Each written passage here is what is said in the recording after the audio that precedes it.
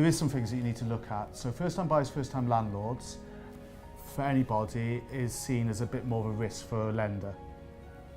Because we think, are you going to live in the property? Where are you living now? Where do you work in relation to that property? If you actually wanted to buy that as a lettable property, absolutely fine. You can come and use us, but there will be restrictions on your affordability amount, usually up to 5 times of your income. Whereas if you owned 1 or 2 or more buy-to-lets, you can get multiple times. Yeah, it's not restricted to how Sam said earlier with residential affordability. That's a totally separate thing. So there's options for you, which is tick, great. You can either have that in personal ownership or within limited company. So again, ask an accountant what's the best route for you, because there could be stamp duty implications later on if you look to buy a residential, if that's your first property. So again, I'm not telling you which way to go, accountancy, but there is options for you out there, absolutely. And that includes if your first one that you want to buy is actually a refurb as well, potential to do that. And then Steve, what about yourself? What about lending criteria? What are you looking for in that person? No, we have the same things. I mean, first-time buyers, first-time landlords are going to find it difficult for the part James is 100% right. Is that banks are super nervous you're going to live in it because it's a regulatory issue for us as well. So, from a regulation point of view, you can't live in a property that's mortgaged under a buy-to-let contract. So that would cause us huge issues, which is why there has to be a sense check around it. But notwithstanding that, the other issue you've really got is that generally, if you're in that position, it's unlikely you've really got a credit record behind you. So I think any advice you can give is try and have some credit behind you that gives us something from there's a reference done that we've seen you've borrowed money and paid it back. That's really critical. But I think where, again, perhaps I can't really talk for Octopus, where we would differ is we're probably quite lenient on first timers and helping them get there. But again, you pay for it.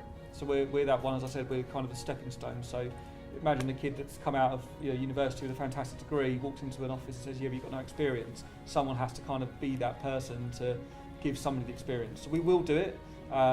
We will charge to a point, to reflect the risk that's in there. And it's probably for a client that maybe hasn't got a job in the city and a 80 grand income or something like that. We're probably, that more flexible, I guess, in terms of different scenarios. But yeah, anything can be done within reason. It's just what do you want to pay for it? I actually think you're the most important landlord out there at the moment. The one that's going to breathe confidence back into the market, because you're choosing to be a landlord, investor, at what's potentially the hardest time to be an investor, with some of the hardest regulation that's ever had against out there. So with stress tests, everything that I just mentioned, taxation, you still choose to be it. So I think it's if that's your choice, I think you're the most important landlords out there. But my point being with that is, a lot of the time, some brokers will say that to be a professional landlord, it comes after you've had 4, 5, 6 properties, and that's when you start needing to make planning. Your business plan and your future plan starts right at the start, before your first property, knowing what you want to do. The plan, as you said, isn't it? And that starts right at the start. I wish I had that right at the start. I had a really bad broker looking after my first one. Didn't ask me any questions. Why did I want to buy a buy-to-let?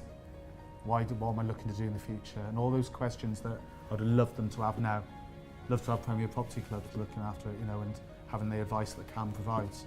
So, just to expand on that, why is it so important? How does that business plan?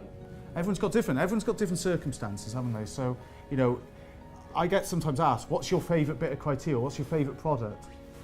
How long's a piece of string? It's different for different people. Different people have different circumstances. People like buying different properties, service departments to service accommodation, to HMOs, to holiday lets, to just normal family lets.